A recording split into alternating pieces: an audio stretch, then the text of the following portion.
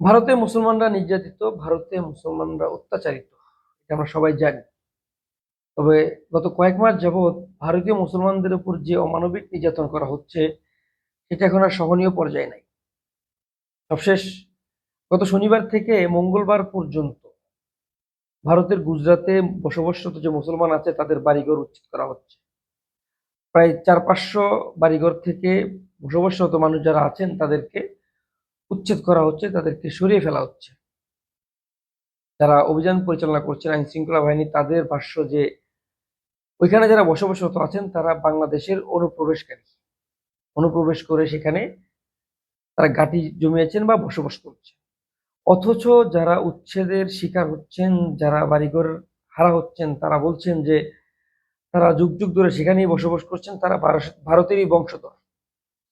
কিন্তু ভারতের যে অভিযানরত যে পুলিশ সদস্যরা আছেন তারা বলছেন যে ওইখানে যারা বসবাস করছে তারা প্রত্যেকে বাংলাদেশের অনুপ্রবেশকারী, সেখানে অনুপ্রবেশ করে তারা বেআইনিভাবে বসবাস করছে।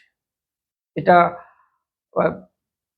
তাদের ভাষ্য, কিন্তু যারা ওইখানকার বাসিন্দা তাদের কথা হচ্ছে তারা ওইখানেই পশ্চিমবঙ্গেরই মানুষ, তারা কয়েক যুগ ধরে সেখানে থাকছে। আমাদের দেশের সঙ্গে ভারতের একটা সুসম্পর্ক ছিল অন্তর্বর্তীকালীন সরকার অর্থাৎ 5 আগস্ট আগ মুহূর্তের সময় পর্যন্ত।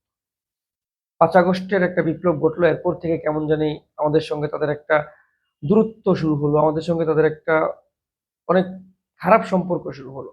আমাদের দেশের জনগণের উপরে তারা অনেকটা আক্রমণাত্মক, আমাদের দেশের গভর্নমেন্টের উপরে তারা অনেকটা আক্রমণাত্মক। এক কথায় তারা আমাদের এই দেশের নিয়ন্ত্রণ হারানোর পর থেকে তারা দেশটাকে নিয়ে বেশ মানে একটা অস্থিতিশীল পরিস্থিতি গড়ে তোলার একটা চেষ্টা করছে। হ্যাঁ, আমাদের অনেক বাংলাদেশি আছেন, তারা ওইখানে বসবাস করেন, সেটা আমরা জানি। কিন্তু বাংলাদেশের তকমা দিয়ে ওই দেশের মুসলমান যারা আছেন তাদের উপরে এই অমানবিক নির্যাতনটা আসলে করা উচিত না।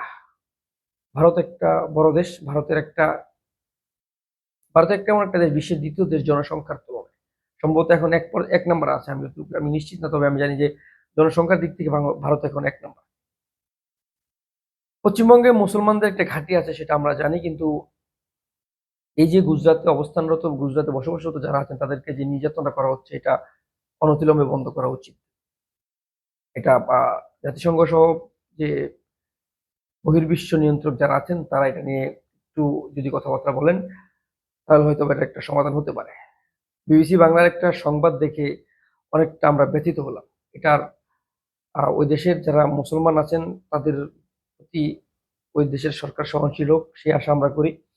সরকারের উচিত ওই দেশের মুসলমান হোক, হিন্দু হোক, সকলেই তাদের দেশের বাসিন্দা, তাদেরকে সম মূল্যায়ন করা উচিত, তাদেরকে সমতুল্য হিসেবেই গণনা করা উচিত।